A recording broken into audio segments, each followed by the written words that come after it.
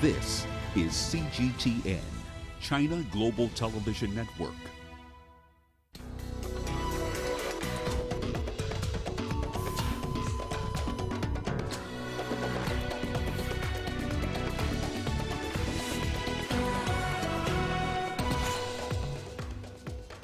UK now has the second highest death toll from COVID-19 after adopting new tallying system. Nigeria sending home Islamic school pupils to prevent coronavirus infection.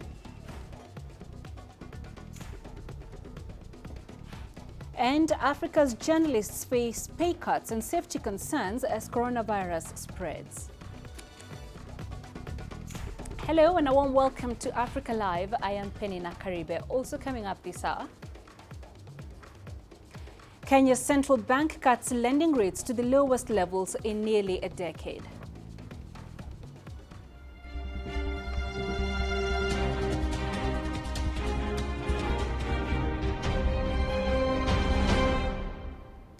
Let's begin with the latest figures on the COVID-19 pandemic. Across the world, confirmed cases have surpassed 3.1 million, with more than 227,000 deaths. The number of cases in the United States has topped 1 million, about a third of the global total, with a death toll of more than 60,000.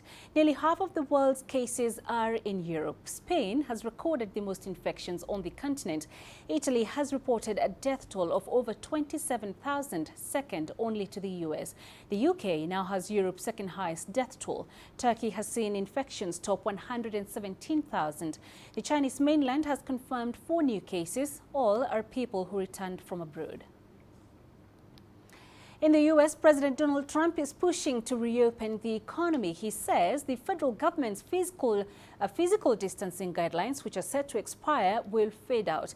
Nathan King reports from the White House. Well, here at the White House, despite 1 million now confirmed cases of COVID-19 and 60,000 deaths, remember, the White House said it would be under that, including President Trump said that just a few days ago, but of course it's going north, very much cheerleading the opening of the economy. More states like Texas, for example, Tennessee, Arkansas, South Carolina, Georgia, parts of Florida are opening up. He's been inviting governors, the US president here, who are opening up to sort of cheer them on, even though a lot of them are not sticking to the White House guidelines about having 2 weeks of cases coming down, enough personal protection, enough testing. Still a huge debate about testing.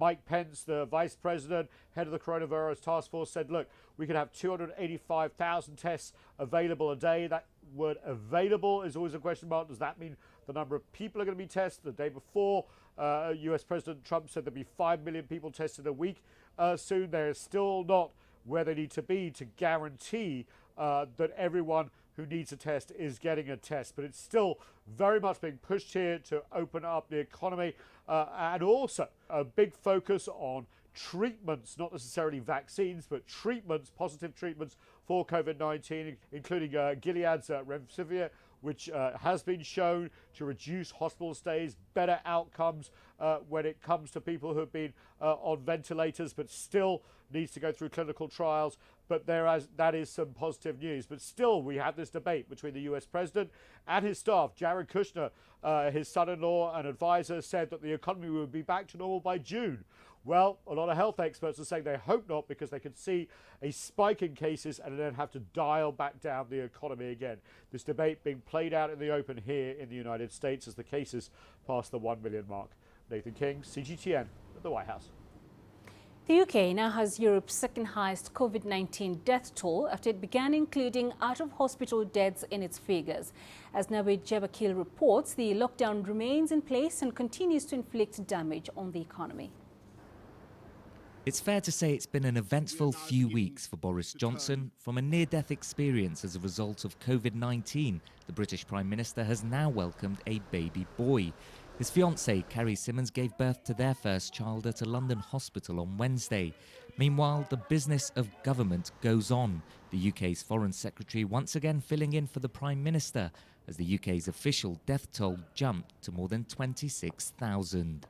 From today, we're moving to an improved daily reporting system for deaths, so that deaths in all settings are included wherever the individual has tested positive for COVID-19, rather than just those in hospitals. These latest figures include deaths in care homes and in the wider community, and they're likely to add pressure on the government over its handling of the crisis. It also means the UK now has the third highest official COVID-19 death toll anywhere in the world, after the US and Italy. Testing for COVID-19 is being ramped up in the UK, with the government's target to be able to test 100,000 people a day by the end of the month. On the streets, the lockdown remains in place, but there are calls for more transparency on when measures will be eased. And the economic damage continues. Global aviation giant British Airways, the latest major casualty of the virus, after announcing 12,000 jobs may be cut. And the British Chamber of Commerce says government help isn't getting to businesses quickly enough. Its latest survey shows just over 1 in 10 firms that applied for emergency loans have received support. For now, ministers won't give a date for when the lockdown will be eased, saying it could risk a second peak. Instead, the measures will be reviewed again in early May. Luigi Barkil, CGTN, London. Nigerian authorities have begun sending home pupils from Islamic schools as part of efforts to curb the spread of the coronavirus. Some of these students have already tested positive for COVID-19, while others have been placed in quarantine. CGTN's Philly Haza has more. Governors from several states in Nigeria, including Kano, Kaduna, Gombe and Rivers, have relocated over 1,000 Islamic students to their home states. The Kaduna State Commissioner for Health, Amina Baloni, says some Almajiri students were among the confirmed COVID-19 cases there, while many others are under quarantine. Some of the states say an additional 12,000 Almajiri students and tutors have been identified and will soon be evacuated to their home states too. Almajiri schools are where many young children go to learn about Islam, but some end up begging on the streets. So officials believe this poses a risk during the coronavirus outbreak. We have entered into the phase of community transmission. And of course, me and you are aware that an uneducated, massive population of Almajiri children on the streets today will go viral, will go to any length to infect anybody. They are not aware. In fact, this message is not resonating with them to really understand what the nation is going through. Governors in the northern region of the country met last week and agreed to ban the Almajiri system as part of measures to curb the spread of the COVID-19 virus. However, some analysts say deporting them to their various states at this time may not be the best solution. We should have allowed those guys to stay where they are. We should have found a place for them, pulled them to a central location where we can trace them, where we can educate them, where we can talk to them, where we can even monitor their transmission. With that, me and you are aware that then it will have saved us a lot of community transmission. The federal government says it's working towards increasing the testing capacities in medical laboratories in states in order for them to detect and manage cases better. Authorities hope that these efforts will help reduce the spread of the coronavirus across the country. Phil Ihaza, CGTN, Abuja. The latest batch of medical supplies from the Chinese billionaire Jack Ma's foundation has arrived in Ethiopia.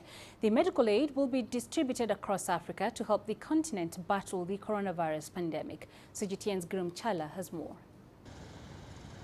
For the third time in a little over a month, a Chinese billionaire and Alibaba co-founder Jack Ma has sent important medical consignments to Africa.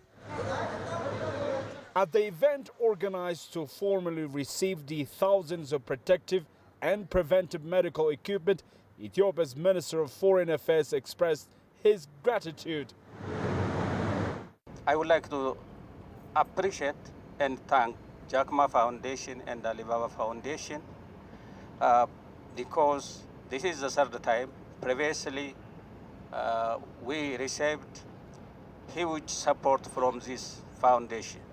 Thank you so much. In this third batch, Jack Ma sent Africa 199,300 protective clothing, 300 ventilators, 708 thermometer guns, 28,500 medical gloves, and 3,800 face shields. And these items were brought straight from China to Addis Ababa. The African Union has called this gesture of solidarity priceless. Very much, colleagues. I'd like to thank seriously the government and people of Ethiopia, especially Prime Minister Abiy Ahmed for his initiative, to thank again the Jack Ma Foundation, the government and people of China for their traditional support for Africa, which is even more evident now in these very trying times. You know, we are at war. And in the coming few days, the delivery of the medical equipment will be made to all the 54 members of the African Union. Experts say this aid will play a key role in helping Africa achieve its plan of testing 10 million citizens within the next few weeks. Group Data CGTN, Addis Ababa, Ethiopia. Ghana's parliament resumes today after almost a month of closure over COVID-19. Among the key bills are discussions on waiving of VAT on donations of stock of equipment and goods for fighting the COVID-19 pandemic and extending the due date for filing of taxes from 4 months to 6 months after the end of the basis year. Parliament was suspended on 4th April. Domestic flights are also set to resume by the weekend, according to the aviation minister. Let's go to Accra now, from where our reporter Nabil Ahmed Rufai joins us live. Nabil, Ghana seems to be ahead of most African nations in terms of trying to reopen its economy. Tell us more about these efforts and how Ghanaians are reacting to them.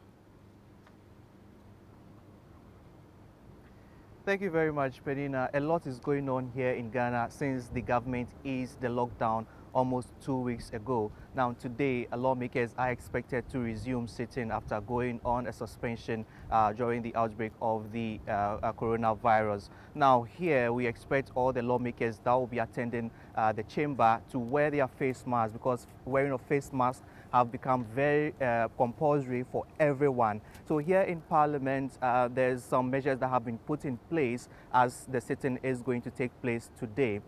There's been restrictions of the number of people that would come into the chamber, and even for journalists, everyone is supposed to wear their face masks before allowed entry into the chamber to observe the sittings. Now, aside that, generally wearing a face mask, as I said earlier, is actually compulsory for everyone. So when you go to the market centers, you'll see traders wearing the face masks, and also those who are going there to shop also wearing their face masks. But one thing that has been very challenging in enforcing is the physical or social distancing. The markets are still crowded and people are finding it difficult to observe the social distancing rule. That's something that the government is struggling to deal with. But aside that, when you talk about the transport stations, we have seen that before people are allowed to board buses, they have to wear their face masks. And some of the drivers have actually restricted the number of people who are allowed to enter into a bus to be commuted to their destination. So for instance, if a bus has to take 16 passengers due to the pandemic, there's been a limited number of people that can enter into the bus so that the social distancing can be observed. Now, also when you go to the banking halls, before you even enter, there are notices outside the banking halls that you have to wear your face mask before you are allowed entry into the banks. Now, there is also one thing that the government is doing and city authorities are doing by not allowing those who are not wearing their face masks to actually go into town in order to curb the spread of the pandemic. Now, here in Parliament, for instance, we know that before the lawmakers went on the break, there was a discussion as to how they will be able to observe the physical distancing while sitting in the chamber, because it's quite a small space. And the Speaker of Parliament actually suggested they move their sitting to a bigger place like the conference center, which is not too far from here. But then that was not finalized. We are uncertain if that will come up for discussion today. But one thing is certain, the fact that usually during the first sittings, we don't see all the 275 members of Parliament coming to the chamber. So we expect that some physical distance can be observed, because there will be limited number of MPs coming into the chamber. Now, aside that, there has been concern as to when the government will lift the ban on public and social gatherings, because we know that is still being enforced. People are not allowed to hold social events, and for businesses that are actually dependent on social events, they are still struggling because they are not able to sell their products or also attend, organize events for people to participate. And that has been the concern for a lot of people here in Ghana as to when the ban on the public gatherings will be lifted. But then President Nana Akufo-Addo has said that decision has not been taken as yet because the country is still monitoring its cases of COVID-19 as it's still increasing. Now, even for people, Muslims observing the Ramadan, because of the ban on social gathering, they are not able to observe their Ramadan fully. They are not able to congregate in mosques because that is not being allowed. And that has been a problem for a lot of Muslims who are going through the Ramadan at this moment, Peninah. All right, Nabil, thank you for that update. Nabil Ahmed Rafai live for us in Accra. Let's head over to Tunisia. And during the fasting month of Ramadan, the old market in the capital Tunis usually remains open for 18 hours a day. This is the first time that the 400-year-old souk has been closed. The decision by the mayor of Tunis and the COVID-19 task force aims to curb COVID-19 infections. A few days before the beginning of the general lockdown, the old market of Tunis was packed with visitors, merchants and tourists. Now the most visited area in downtown Tunis remains empty, even in the holy month of Ramadan. There's no one in the alleys. Shops are closed. Both merchants and people have deserted the Medina even in this holy period. I'm here for security, but I haven't received my salary for 2 months. Hussein is a shop owner in La Qasba Street. The 54-year-old man is not authorized to work, even in Ramadan. The boutiques will remain closed during the general lockdown and the night curfew. The situation is very difficult. I've been working here for 30 years and I've never seen this. I earn a living only when I work. This street is normally crowded. It's one of the best places for business. Now it's empty and barren. The holy month of Ramadan is usually the best period of the year to make a profit. Now many businesses are facing financial ruin. Since the outbreak of this pandemic, I have not worked for even an hour. I cannot pay my rent and bills. Businesses need assistance and help from the state. It is unacceptable that we've been left behind during this holy month of Ramadan. Nationwide restrictions on public life and businesses have been tough on many shop owners. People here hope that businesses can get back to normal as soon as possible. The Tunisian government is now looking at how to lift the country's general lockdown gradually in the second or third week of Ramadan and to allow shops to open with strict sanitary measures. However, some restrictions are likely to remain in place for months to come. Adnan Shawishi, CGTN, Tunis. Chinese experts have been sharing their anti-epidemic experiences with several African bodies. The Africa CDC, the AU, and 22 African countries joined an online meeting on combating COVID-19. The Chinese team was led by the Vice President of the Chinese Academy of Engineering, Wang Chen. Wang spent 66 days in Wuhan working to combat the spread of the coronavirus. China has been helping the African continent in its fight against COVID-19 through various measures. During the video conference, the Africa CDC director thanked China for helping the continent quickly respond to the pandemic. You're watching Africa Live. We're taking a short break. Coming up. IGAD's ultimatum for the dissolution of South Sudan Parliament expires today. What next for the country? And newspaper sales across the continent take a hit. Media houses announce pay cuts due to the coronavirus.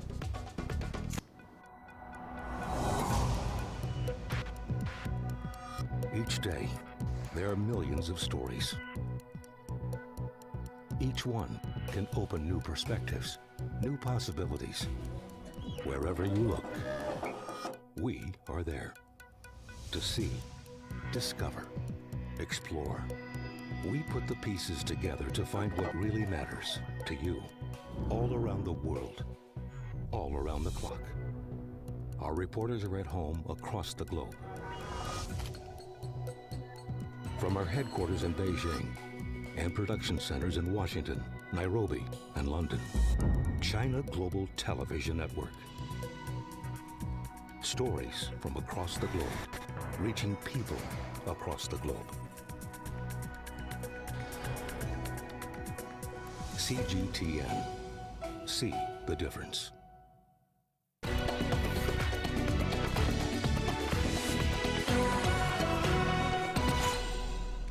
Libya's rebel commander, General Khalifa Haftar, has announced that his forces will halt fighting against the rival, the UN-backed government based in Tripoli. This will happen during the holy Muslim month of Ramadan. The truce comes at a time when General Haftar's forces continue to lose strategic ground to its rival. There was also an international appeal for a humanitarian truce during Ramadan so that the authorities could focus on dealing with the coronavirus pandemic. All right, Gomez Soro, a well-known presence in Cote d'Ivoire's political scene, has been sentenced to 20 years in prison. Soro was convicted in absentia of embezzlement and money laundering. He has also been hit with a fine of over $7 million. Soro was found guilty of purchasing a luxury property in Abidjan with public money. Soro purchased the house in 2007 while serving as Prime Minister. In addition to serving as Prime Minister, he also served as Speaker of the National Assembly from 2012 to 2019. He is also a presidential candidate in the country's upcoming election. Despite his jail term, Soro says he has no plans to resign his candidacy. Reacting to the verdict, Soro, who is in exile in France, said the sentence is inconsequential. The Intergovernmental Authority on Development has been urging South Sudanese President Salva Kiir to dissolve the country's parliament. The deadline set a week ago by the regional body expires today. IGAD also said new legislature should be in place within 10 days after the dissolution of the current parliament. The formation of a new parliament is one among the tasks to implement the country's revitalized peace deal made in 2018. The agreement was signed by President Kiir, former rebel leader Riek Machar, and other opposition movements. Now, our reporter Patrick Oyet joins us live from Juba for further discussion on this. Patrick, has there been any progress on this plan to dissolve Parliament? Peninah, there has not been any progress so far in as far as dissolution of Parliament is concerned. But when you look at the current Parliament, actually, it is a Parliament that I can say, for lack of better words, has no actually teeth, because the Parliament is comprising of only members of President Salva Kiir's group. It doesn't have the other parties. There are 5 parties that are implementing the current peace agreement. They are in the cabinet, but 4 are not in parliament. So that parliament has to be dissolved and another parliament reconstituted comprising of 550 members. But now, the issue of dissolution of the parliament itself is not actually a big issue according to the government officials and other parties that are negotiating the issues of parliament here. They are saying the problem comes down to the issue of states, because the parties are still disagreeing on the issue of states. How? The agreement, for example, gives 55% of the states to President Salva Kiir, 27% to opposition group, now Vice President Riek Machar, and so on. But when it comes to the meaning itself, the plain meaning of those percentage is where the problem is, because there are 10 states. What does 55% mean? Does it mean 5.5 states? Then what is 5.5 states in reality? Then for the opposition leader Riek Machar, 27%. What does it mean? 2.7 states. So there was a problem with the plain interpretation of those provisions in the agreement. Then not only that, also when you agree that, okay, now let the opposition take 2, let this one take 6, and so on, then which states are you going to give to who? Because there are also issues here. There are states that produce, for example, oil. There are states that are bordering other countries. They generate revenue, yet there are states that do not generate any much revenue. Now, who is going to take which state? This is directly connected to the issue of parliament, in the sense that if I am going to provide you a list of members of parliament that are coming to represent my party, I must know from which state I am bringing them, because that state must be under me. If not, then I cannot provide you with any list. So that is where the problem is. The problem is that if the issue of states are not resolved, then the issue of parliament is also likely not to be resolved. Okay. That's why much progress has not been made, because right. So, Patrick, I was just going to say a new legislature is expected to be in place within 10 days. So then how is this going to work? Will it be an election or negotiated appointments?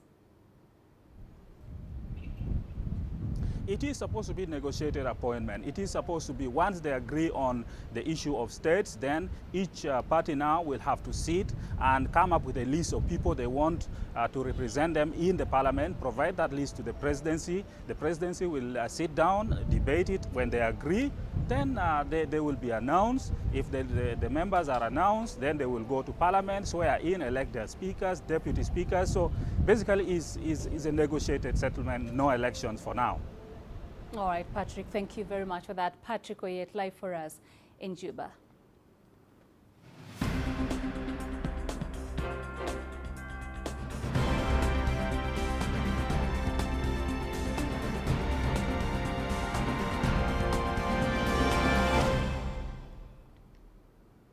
In Kenya, the media industry, like many others, has been forced to implement measures to cushion themselves against the impact of COVID-19 on their businesses. Some media houses are laying off staff, while others have opted to slash employees' salaries to survive. And as CGTN's Robert Nagila reports, the industry remains uncertain about its future. Emmanuel Yegon is a freelance journalist based in Kenya, focusing on solution-based stories filmed with a smartphone. He says since the outbreak of COVID-19, work from local and international outlets has dried up. COVID-19 is changing a lot of things, yeah, and we have to try to adjust to the new normal. COVID-19 has had a huge impact on many sectors across the country, and nowhere is that more apparent than the local media industry, with those who go out to gather the news, journalists, bearing the brunt. Several privately owned media outlets have asked their staff to take pay cuts ranging from 20 to 50%. Ironically, local TV viewership has increased as more Kenyans seek information on the pandemic. A recent poll on media consumption locally found that average television viewership increased by 335,000 viewers to 7.9 million. So why is business so bad? Experts point to dwindling advertising revenue. Advertising is a major source of income for media houses, not just in Kenya, but all over the world. However, there appears to be a dip in the spending curve over the past 2 to 3 years. Industry insiders, however, say the downward spiral began much earlier. We had seen layoffs before this issue came. We had seen redundancies, and we had even a lot of people who had not been paid their salaries. That is before this came. So I think when this came, it was simply, let's call it a last nail in a coffin. Employees from at least one of the outlets, K24 TV, owned by MediaMax Network, have sued their employer over the proposed pay cuts. Experts say both sides need to be accommodating. It's unfortunate, but employees need to understand that this is also affecting the business. So there's the option of, do we keep you on board, cannot sustain you a few months down the line and the business closes, or do we help each other to share the damage that is being caused or brought about by COVID-19? With no end in sight to the pandemic, what the future holds for the industry is uncertain. Worse still, for freelance journalists like Emmanuel, these are uncharted waters. We are hopeful, though, that this will end soon. That's just our prayer. Hope is a word the industry is clinging on. Hope that things improve and do so quickly. Robert Nagila, CGTN, Nairobi, Kenya. Measures to stem the coronavirus pandemic have affected the distribution and publication of newspapers in Tunisia. Owners of 7 daily newspapers and 20 weeklies have suspended their publications in recent days as the pandemic hits the media industry. CGTN's Adner Shawashi has the details. Zubair is one of the oldest newspaper sellers in the capital city Tunis. His few remaining clients have deserted the shop because the newsstand is empty for the 4th consecutive week.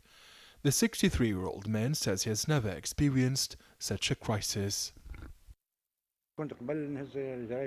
I've been selling newspapers for decades. This crisis has no equal. The newspapers are not available. I'm very pessimistic because people will fear the contagion from paper. They think the virus is everywhere.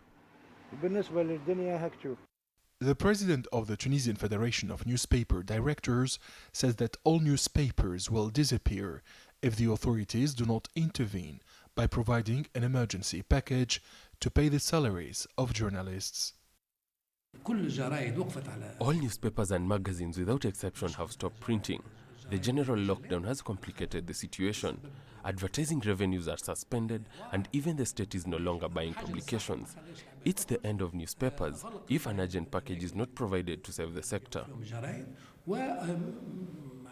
Nizar Makni still believes in the future of the industry if owners choose to move forward to digitize all newspapers.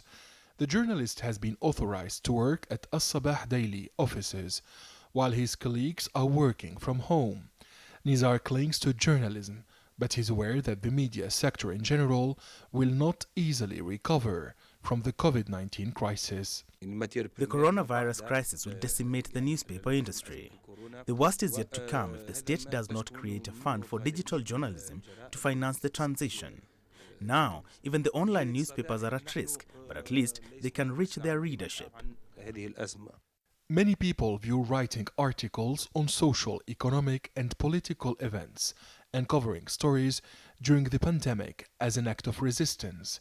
In fact, Tunisian journalists in the private sector continue writing even when faced with the difficult choices between salary reduction and compulsory leave. Tunisian newspaper publishers have found it economically unsustainable to go on producing papers. In addition, according to the High Independent Communication Authority, the crisis has also hit the television, radio and entertainment industries in the North African country. Adnan Shawishi, CGTN, Tunis. The coronavirus pandemic is also impacting Egypt's media industry. A number of printed dailies have been cancelled, and newspaper vendors and salesmen risk losing their jobs. CGTN's Adel Mahrouri has more. For 32 years, Ahmed Saleh has had an unchanged daily routine. He'd wake up by dawn to arrange his collection of magazines and newspapers and start delivering interesting reads to hundreds every day. But COVID-19 has tarnished his well-established workflow. The homes and companies which I used to be contracted with monthly have asked me to postpone delivering the newspapers. The sales for people in the streets who used to come daily before the coronavirus has dropped to about 40% of the usual. They'd come once or twice a week maybe. Moreover, the night curfew in Egypt has forced him to work less hours. It has also stopped the number of editions released later in the day. That has decreased his income even more. I am worried. I must be. I am afraid. I pray that the number of COVID-19 infection doesn't get bigger. If it does, the country will shut down. I have nowhere else to go. In the financial cycle of printing news, Salah and the 5 family members in his household are the weakest link. With every extension to the partial lockdown, he suffers more. With a lot of free time on his hand, Salah turns to reading. He opens the newspaper hoping one day he reads a title saying the crisis is over. Adel Mahroui, CGTN, Cairo. Let's get more perspectives on this from Dr. Sam Kamau, a media and communications expert based at Kenya's Aga Khan University's Graduate School of Media and Communications. He's joining us via Skype from Nairobi. Dr. Kamau, it's good to have you with us. So most media companies in the continent rely heavily on advertising revenues from commercial entities and corporates. Now, most of these advertisers are not buying space right now. What's your view on the long-term impact for such media organizations?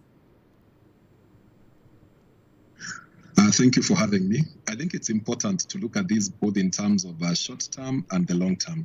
In the short term, of course, we have seen there is a decline in terms of advertising revenue, like you have correctly pointed out.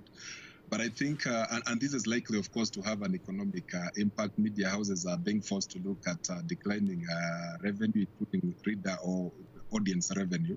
And of course, they have to look for ways of trying to save costs in the short term to try and survive these crises.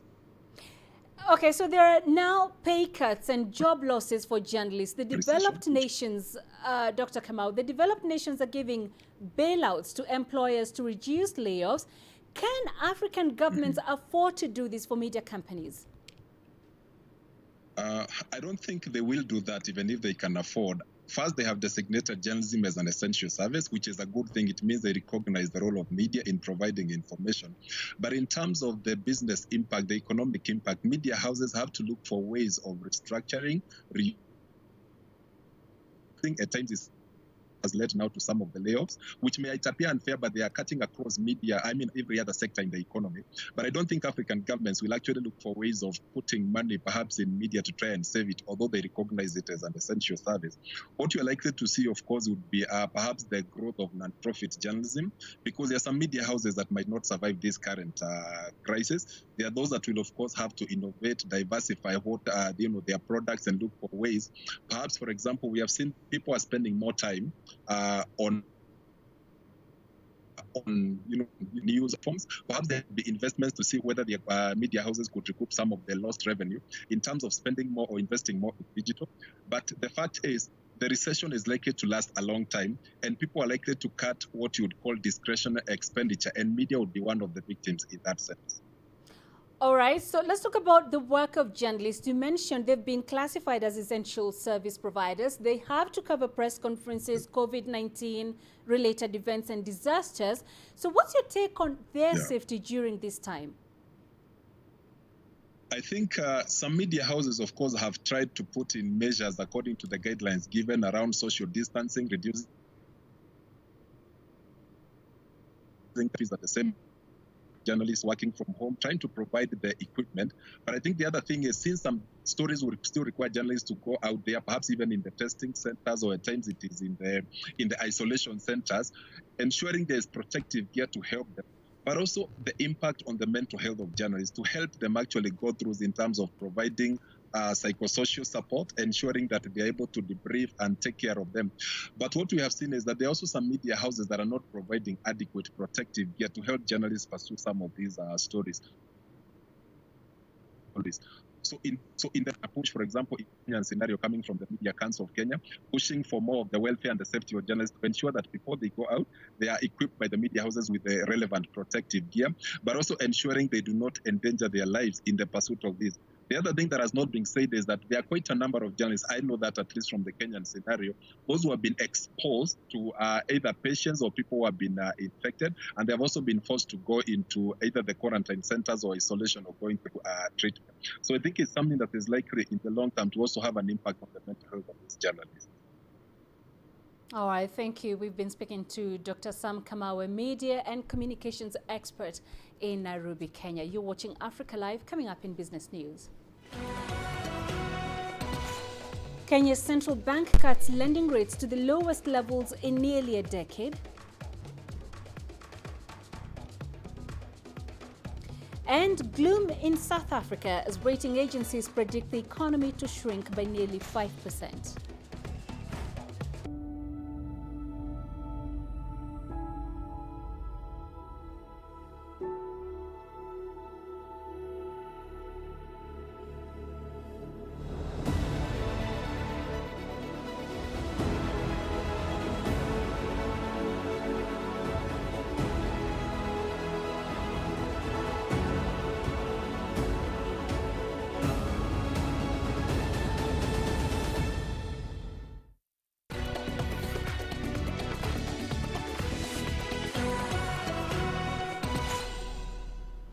Kenya's central bank has cut its benchmark lending rate again to 7% from 7.25%. The bank said the cut is aimed at tackling the economic impact of the coronavirus. It forecast economic growth of 2.3% this year, down from its March forecast of 3.4% and from its estimate of 6.2% earlier this year. At its meeting in March, the bank cut the lending rate by 100 basis points and also lowered the cash reserve ratio for commercial banks to 4.25% from 5.25%. The International Monetary Fund and the World Bank have also slashed Kenya's 2020 economic growth forecasts. This comes after the government announced a series of tax cuts for individuals and companies and allowed lenders to restructure loans for individuals and firms who might fall into distress.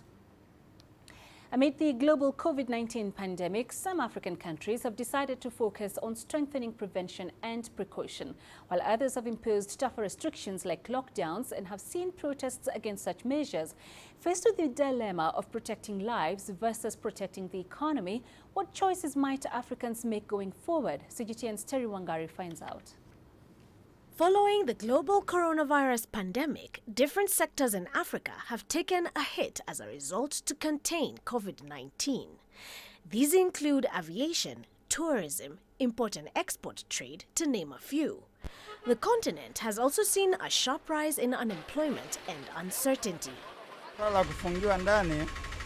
The issue of lockdown to avoid coronavirus is challenging in Tanzania, because most of us Tanzanians, we depend on going out so that we can get our daily meal.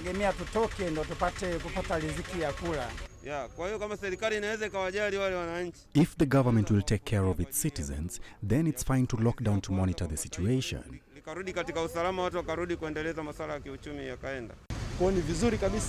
It is better to be given more education than to be locked down, because it will bring other economic impact.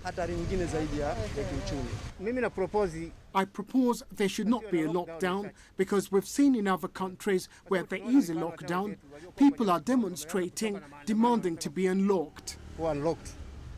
Some governments have opted to reduce taxes. This will inevitably lead to a reduction in revenue, while at the same time, public health budget and expenditures are increasing in every country.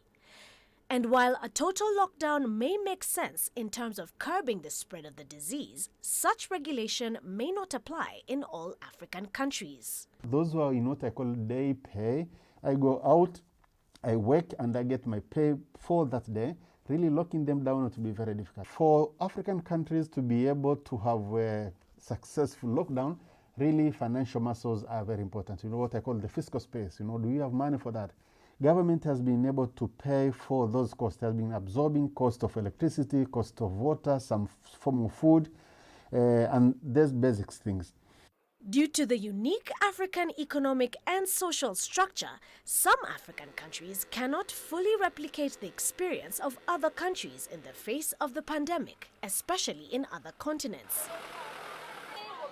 Before choosing lockdown or not, leaders should fully consider the possible impact and formulate their policies according to national conditions. You know, that's what I call a dilemma. Actually, what will be needed here is really a balance. Ideally, it should be possible to go out, work, and follow all these precautions. Maybe for areas that are highly affected, to be locked down, maybe partial, you know what I call a partial lockdown. Yeah, not locking down the whole country or the whole region.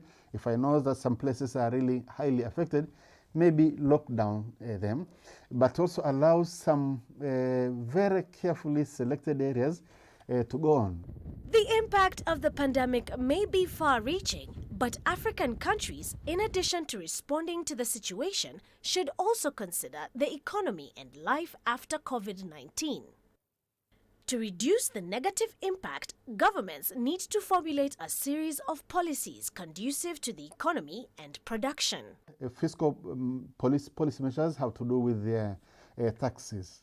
For example, reduce number of taxes, reduce the rates. We are proposing what we call a subsidies. A subsidy is the situation where government would carry some of the cost. But also we have what we call now expansionary monetary policy. Monetary policy has to do with interest rate, for example. Lower the borrowing interest rate for banks. They also extended their repayment time for the loans that these businesses are having. But also they should also allow for, government should intervene in terms of giving kind of soft loan to businesses that are declining.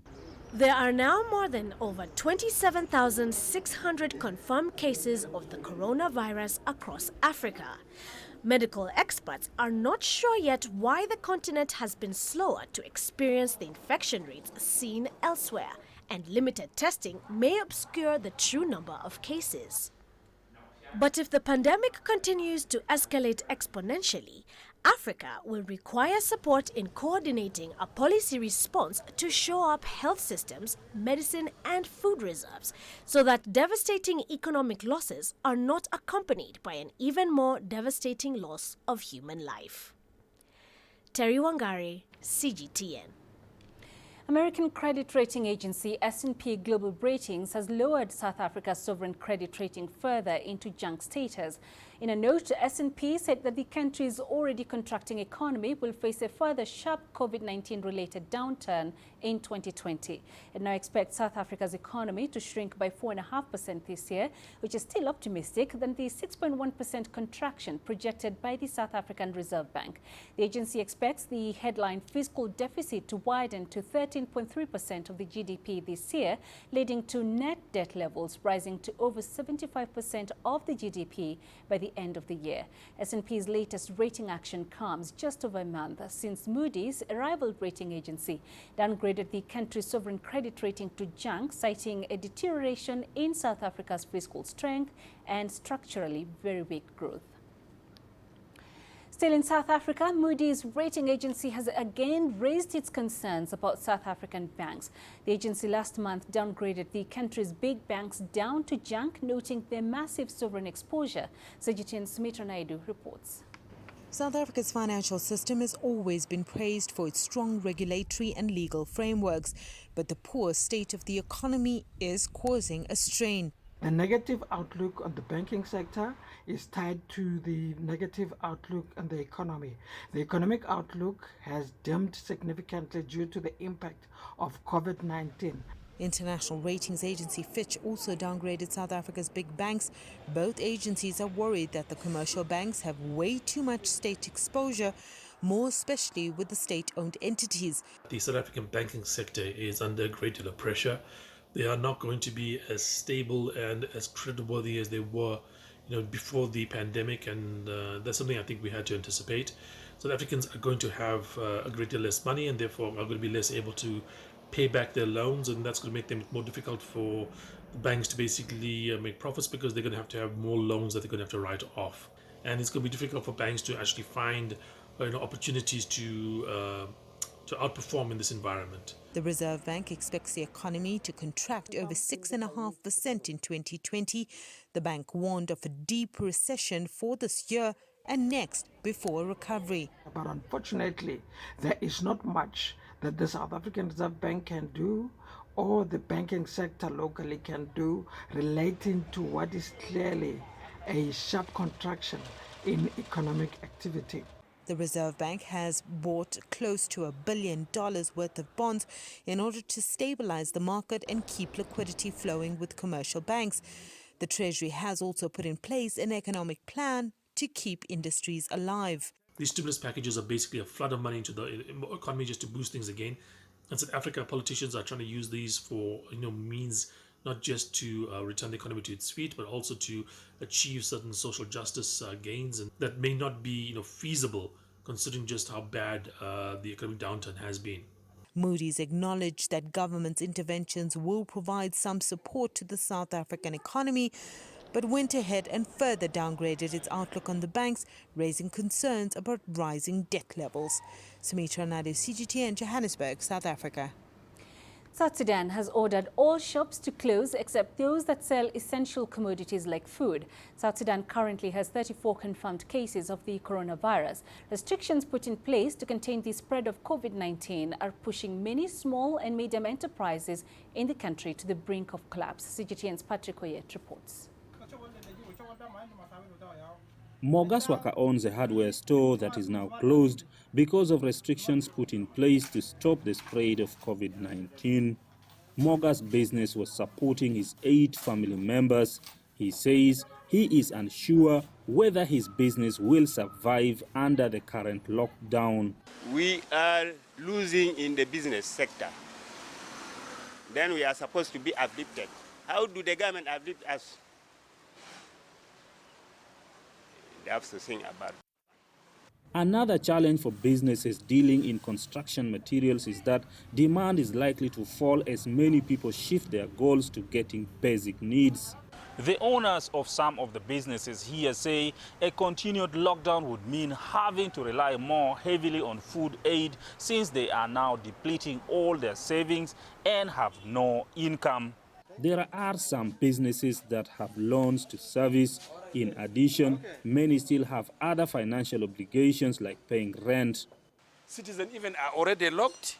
They are not getting anything, either food or what, because they lack money.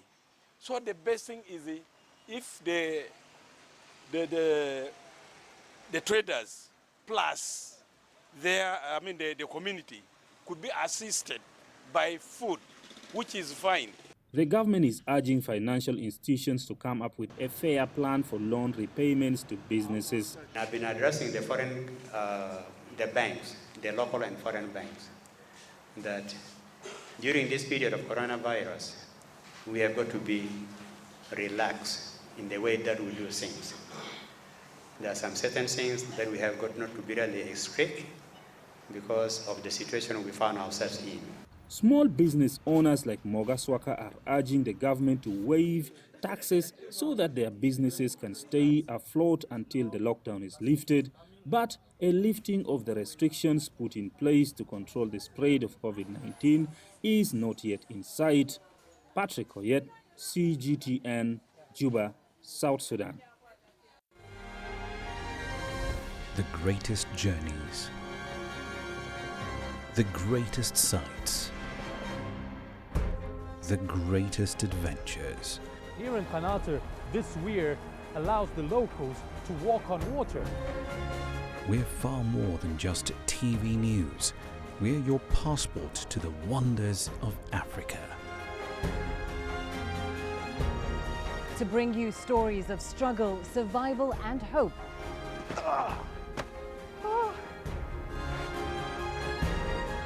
So let's explore.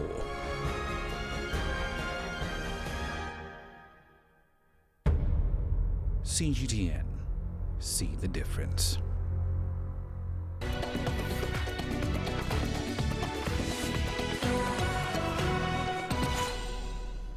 The Tokyo Olympics, already delayed by a year due to the coronavirus pandemic, might not be held at all unless COVID-19 can be contained. The International Olympic Committee and the Japanese government